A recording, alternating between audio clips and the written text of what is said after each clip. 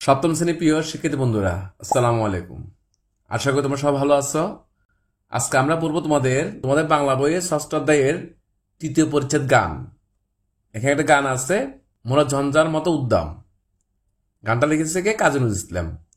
তোমরা গানটা ভালোভাবে পড়ে নিবা। এই গানটা পড়ার পরে এখানে কিছু শব্দার্থ আছে, শব্দার্থ মুখস্থ করে নিবা। আমার মনে হচ্ছে তোমাদের পরীক্ষার জন্য শব্দার্থগুলো মুখস্থ করে নিলে ভালো হবে, ঠিক আছে? এরপরে 146 পৃষ্ঠার মধ্যে তোমাদের আরেকটা কাজ আছে, বুঝি লেখি।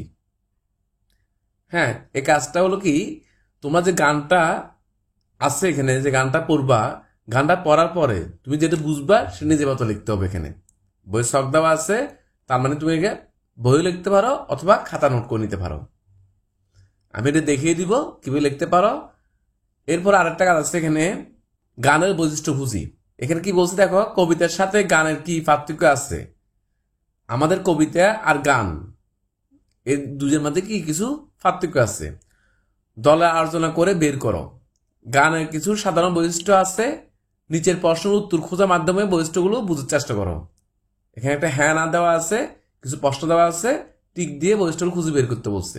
এই দুটা কাজ কিভাবে করতে হবে তা তোমার বুঝতে চেষ্টা করবো। আশা করি তুমি যদি সম্পূর্ণ ক্লাসটি মনোযোগ দিয়ে দেখো তাহলে তুমি বুঝতে পারবে কিভাবে লিখতে হবে।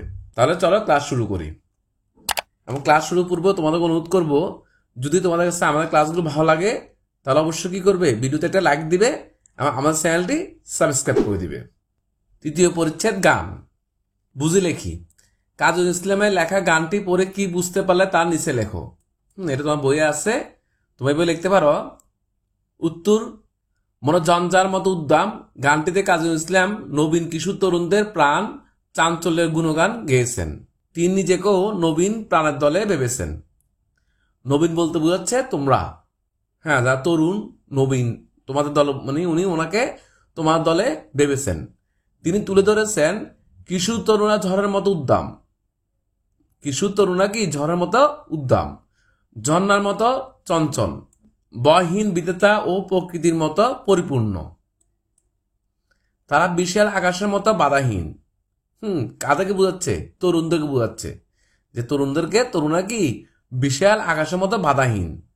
মরু যাযাবর বেদুইনের মতো ভ্রমণ পিপাসু। মরু যাযাবর বলতে বোঝাচ্ছে এখানে মরু অঞ্চলের মধ্যে কিছু বেদুইনেরা বাস করে। হ্যাঁ, তারা এক জায়গা থেকে এক জায়গায় যায়, ওদেরকে কি যাযাবর বলে। ওদের মতো কি ভ্রমণ পিপাসু। তারা আইনের ঊর্ধ্বে, কোনো শাসন তাদের বেঁধে রাখতে পারে না। কাদেরকে বলা হচ্ছে এগুলো? কিশোরদেরকে বলা হচ্ছে, তরুণদেরকে বলা হচ্ছে। কে বলছে? নজরুল বলতেছে। তারা স্বাধীন ও মুক্ত। কারা স্বাধীন মুক্ত? তরুণরা, কিশোররা কি স্বাধীন মুক্ত। সিন্ধু নদের জোয়ারের মতো উত্তাল। হ্যাঁ, সিন্ধু এটা একটা নদীর নাম, সিন্ধু নদী। ঝর্ণার মতো উদ্দাম, মাঠের মতো ফানখোলা, পাহাড়ের মতো অটল, ফাঁকির মতো স্বাধীনচেতা, হাসি গানে উচ্ছ্বসিত। ওরা কি ফাঁকির মতো স্বাধীনচেতা? কারা এরা? এ তরুণেরা, কিশোরেরা। তারা বনভূমির মতো ঘন সবুজ, সাগরের মতো অস্ফুট মধুর ধ্বনি এবং বাধাহীন স্রোতের মতো মুক্তমনা। কবি তরুণদের জয়গান গাওয়ার পাশাপাশি জাতীয় জীবন উন্নয়নে, মানে তরুণদের যে জয়গান, এই পুরো গানটার মধ্যে কি করছুনি, তরুণদের জন্য জয়গান গেয়েছে। তার পাশাপাশি জাতীয় জীবন উন্নয়নে প্রাণোজ্জ্বল, নির্ভীক ও আপসীন মানসিকতা প্রত্যাশা করেছেন। এই গানটা পড়ে আমরা এই জিনিসটা বুঝতে পেরেছি, ঠিক আছে? এটাকে কি গানের মূলভাব বলা যায়, যে গানটার মূলভাব কি। এখান থেকে দেখে খাতা লিখে নিয়ে মুখস্থ করে ফেলবা। তোমাদের এরপরে কাজটি হলো গানের বৈশিষ্ট্য খুঁজি। প্রশ্ন পড়ে তোমার হ্যাঁ অথবা না দিবা। যেমন এর কি বলা যায় দেখো, গানের শেষে কি মিল শব্দ আছে? তোমরা যদি গানটা পড়ো দেখবে হ্যাঁ শেষে কি যে মিল শব্দ আছে, তাহলে এখানে হ্যাঁ টিক দিবা। পড়ার সময় কি তাল রক্ষা করতে হয়? হ্যাঁ, তাল রক্ষা করতে হয়।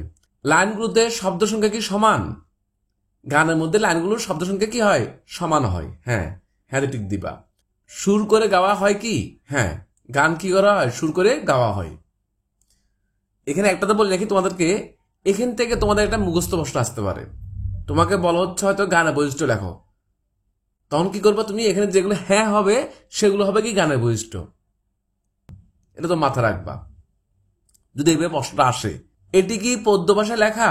হ্যাঁ। গান কি ভাষায় লেখা হয়? পদ্য ভাষায় লেখা হয়। এটি কি গদ্য ভাষায় লেখা? গান গদ্য ভাষায়ও কি লেখা হয়। এখানে কোনো কাহিনী পাওয়া যায় না, গানের মধ্যে কোনো কাহিনী পাওয়া যায় না। এখানে কোনো চরিত্র আছে কি? গানের মধ্যে কোনো চরিত্র থাকে না। এখানে কোনো বিষয় নিয়ে আলোচনা করা হয়েছে কি? না, গানের মধ্যে কোনো একটা বিষয় নিয়ে কি করে না? আলোচনা করে না। এটি একাধিক অনুচ্ছেদে ভাগ করা কিনা, মানে এটা অনেকগুলো অনুচ্ছেদে ভাগ করা কিনা? না। এর মধ্যে কোনো সংলাপ আছে কিনা? না। আমাদের নাটকের মধ্যে কি থাকে? সংলাপ থাকে। গানের মধ্যে কি থাকে না? সংলাপ থাকে না। সংলাপ বলতে বোঝাচ্ছে যে চরিত্রগুলো থাকে, চরিত্রগুলো যেটা বলে সেটা হয় সংলাপ। এখানে কোনো চরিত্র, গানের মধ্যে কোনো চরিত্র থাকে না এবং সংলাপও থাকে না। এটিকে অভিনয় করা যায় কিনা? না। এখন তোমাকে যদি বলা হয় যে তুমি 5টি গানের বৈশিষ্ট্য লেখো, তাহলে তুমি কি করবা? এখানে যে হ্যাঁ গুলো আছে, এই হ্যাঁ গুলো লিখে দিবা। এগুলো হবে কি? গানের বৈশিষ্ট্য। ঠিক আছে? আশা করি বুঝতে পারছো তোমরা। গান থেকে এই দুটা কাজ তোমার জন্য গুরুত্বপূর্ণ। একটা হলো গানটা পরে তুমি কি বুঝলা, আর একটা হলো গানের বৈশিষ্ট্য খুঁজি। দুইটা জিনিস তোমার দেখে নোট করে নিয়ে মুখস্থ করে ফেলবা। তাহলে আজ এতটুকুই। সব ভালো থাকবা, সুস্থ থাকবা। আল্লাহ হাফেজ।